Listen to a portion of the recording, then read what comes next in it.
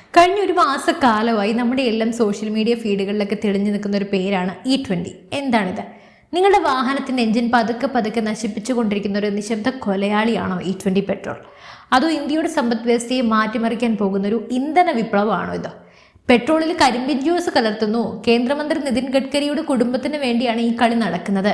ഇങ്ങനെ സോഷ്യൽ മീഡിയയിൽ വലിയ വലിയ രീതിയിലുള്ള ട്രോളുകളും വിമർശനങ്ങളും പ്രതിഷേധങ്ങളും ഒക്കെ നമ്മളിപ്പോൾ കാണുന്നുണ്ട്. എന്നാൽ ഇതിൻ്റെ പിന്നിലെ സത്യം എന്താണ്? പാലിൽ വെള്ളം ചേർക്കുന്നത് പോലെ അത്ര എളുപ്പമുള്ള കാര്യമാണോ ഇത്?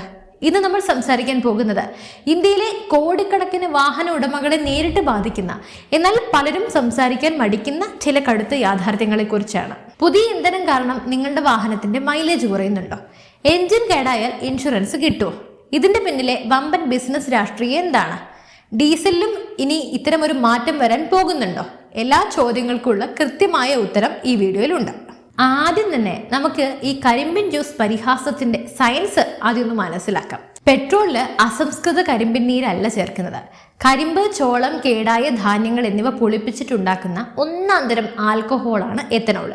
ഇതിനെ 99.5% ശുദ്ധീകരിച്ച ശേഷമാണ് പെട്രോളുമായി കലർത്തുക. സാങ്കേതികമായി പറഞ്ഞ എത്തനോൾ പെട്രോൾ ചേർക്കുമ്പോൾ ഇന്ധനത്തിന്റെ RON റിസർച്ച് ഒക്ടെയ്ൻ നമ്പർ വർദ്ധിക്കുകയാണ് ചെയ്യുക. ഒക്ടെയ്ൻ നമ്പർ കൂടിയാൽ എൻജിനിലെ ഇന്ധനം കൂടുതൽ കാര്യക്ഷമമായി കത്തും, എൻജിൻ നോക്കിങ് കുറയുകയും ചെയ്യും. അതാണ് തിയറി. ഇതനുസരിച്ച് എൻജിന് ഇത് വളരെ നല്ലതാണ്. മാത്രമല്ല പരിസ്ഥിതിക്ക് ഇത് വലിയൊരു അനുഗ്രഹവുമാണ്. കാർബൺ മോണോക്സൈഡ്, ഹൈഡ്രോ കാർബൺ ബഹിർഗമനം എന്നിവയെല്ലാം വലിയ തോതിൽ കുറയ്ക്കാൻ എത്തനോൾ കലർത്തിയ ഇന്ധനത്തിന് സാധിക്കും. നമ്മുടെ രാജ്യത്തെ കർഷകർക്ക് ഇതൊരു അധിക വരുമാന മാർഗം കൂടിയാണ്. ഇന്ത്യയിൽ ഏകദേശം 1000-ഓളം എത്തനോൾ നിർമ്മാണ കമ്പനികൾക്ക് സർക്കാർ അനുമതി നൽകിയിട്ടുണ്ട്. അതിൽ 500-ഓളം കമ്പനികൾ ഇപ്പോൾ പൂർണ്ണ സജ്ജമായി ഉൽപ്പാദനം നടത്തിക്കൊണ്ടിരിക്കുകയാണ്. എന്നാൽ കാര്യങ്ങൾ ഇത്രയൊക്കെ പോസിറ്റീവ് ആണെങ്കിൽ പിന്നെ എന്തിനാ ജനങ്ങൾ ഇതിനെതിരെ ഇത്രയധികം ശബ്ദമുയർത്തുന്നത്? അവിടെയാണ് യഥാർത്ഥ പ്രശ്നം തുടങ്ങുന്നത്. ജനങ്ങളുടെ എതിർപ്പ് വെറും ഒരു അന്ധമായ രാഷ്ട്രീയ എതിർപ്പ് മാത്രമാണോ? അതിന് കൃത്യമായ പ്രായോഗിക കാരണങ്ങളുണ്ടോ? ഒന്നാമത്തെ പ്രശ്നം ഞാൻ പറയാം, മെറ്റീരിയൽ കോമ്പാറ്റിബിലിറ്റി ആണ്. എത്തനോളിന് ഒരു പ്രത്യേകതയുണ്ട്, അത് ജലാംശത്തെ വേഗത്തിൽ ആകർഷിച്ചെടുക്കും. അതോടൊപ്പം തന്നെ ഇതൊരു നല്ല സോൾവെന്റ് കൂടിയാണ്. പഴയ വാഹനങ്ങളുടെ ഇന്ധന ടാങ്കുകൾ, പൈപ്പുകൾ, റബ്ബർ ഗാസ്കറ്റുകൾ എന്നിവയെല്ലാം എത്തനോൾ പെട്ടെന്ന് നശിപ്പിക്കും. 2000ങ്ങളുടെ തുടക്കത്തിലോ അല്ലെങ്കിൽ 2020 മുമ്പോ ഇറങ്ങിയ ഭൂരിഭാഗം വാഹനങ്ങളും E20 അഥവാ 20% എത്തനോൾ കലർന്ന ഇന്ധനം ഉപയോഗിക്കാൻ പാകത്തിൽ നിർമ്മിച്ചവയല്ല. ഇത് എൻജിൻ തുരുമ്പെടുക്കാനും പൈപ്പുകൾ അഴുകിപ്പോകാനും കാരണമാകും. എന്നാൽ വേറൊരു കാര്യം പറയട്ടെ, ഈ എത്തനോൾ ഇന്നോ ഇന്നലെയോ കലർത്താൻ തുടങ്ങിയതല്ല. ഈ E20 എന്നത്, അതായത് എത്തനോൾ ഓരോ ശതമാനമായി കൂട്ടിക്കൊണ്ടിരിക്കുകയാണ് പെട്രോളിൽ. പയ്യെ അതിനനുസരിച്ച് എൻജിന്റെ പവറും നമ്മൾ കൂട്ടുന്നുണ്ട്. അതായത് ഉപഭോക്താവ് ഒരേ പണം നൽകി കുറഞ്ഞ മൈലേജ് തരുന്ന ഇന്ധനം വാങ്ങാൻ നിർബന്ധിതരാകുന്നു എന്നൊക്കെ പറയുന്നു. എന്നാൽ അതേസമയം മറ്റൊരു പ്രശ്നം കൂടി പറയാം. ഈ ഇന്ധനം അടിച്ച് വാഹനത്തിന്റെ എൻജിൻ തകരാറിലായാൽ ആ സർവീസ് ചെലവ് ആര് വഹിക്കുമെന്നൊരു ചോദ്യം ഇവിടെ ഉയരുന്നുണ്ട്. വാഹന കമ്പനികൾ പറയും ഞങ്ങൾ E10 വരെ ഉപയോഗിക്കാനേ പറഞ്ഞിട്ടുള്ളൂ എന്നൊക്കെ. എന്നാൽ അങ്ങനെയല്ല. E20 പെട്രോൾ വരുന്നതിനോടൊപ്പം തന്നെ അത്തരത്തിലുള്ള അപ്ഡേറ്റുകളും വാഹന കമ്പനികൾ നടത്തുന്നുണ്ട്. ഇത് പറഞ്ഞത് നമ്മുടെ ഇന്ത്യയിലെ പ്രമുഖ വാഹന കമ്പനികളുടെ ഉടമകൾ തന്നെയാണ്. ഇത് ഇത്ര വലിയൊരു പ്രശ്നമാകാനുള്ള കാരണം ഞാൻ ആദ്യം തന്നെ പറയാം.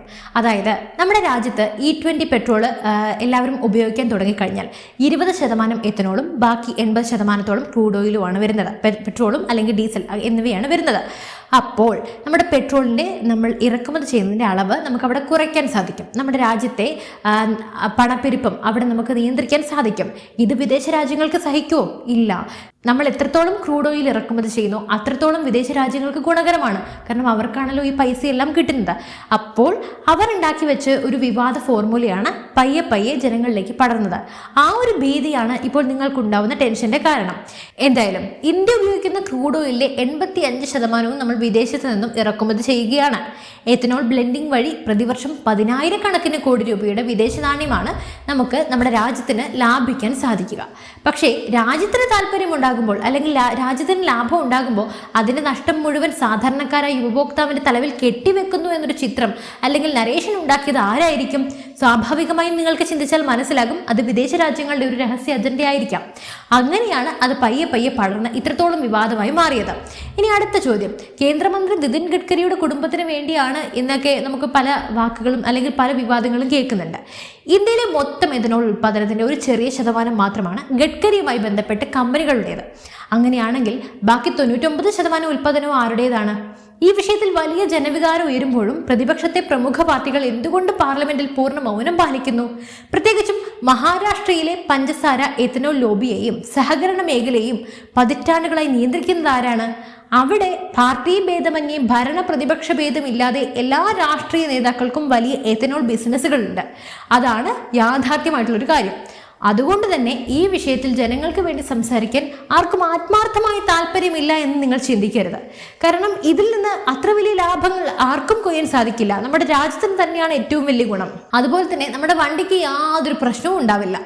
പകുതിയും നമ്മൾ കാര്യങ്ങൾ മനസ്സിലാക്കാതെ എവിടെ നിന്നൊക്കെയോ കേൾക്കുന്ന വിവാദങ്ങളും വാർത്തകളും വിശ്വസിച്ചാണ് നമ്മൾ ഇത്രത്തോളം പരിഭ്രാന്തരാകുന്നത്. നമ്മൾ പരിഭ്രാന്തരാകണം, നമ്മൾ കരുതിയിരിക്കണം, അത് യാഥാർത്ഥ്യമാണ്.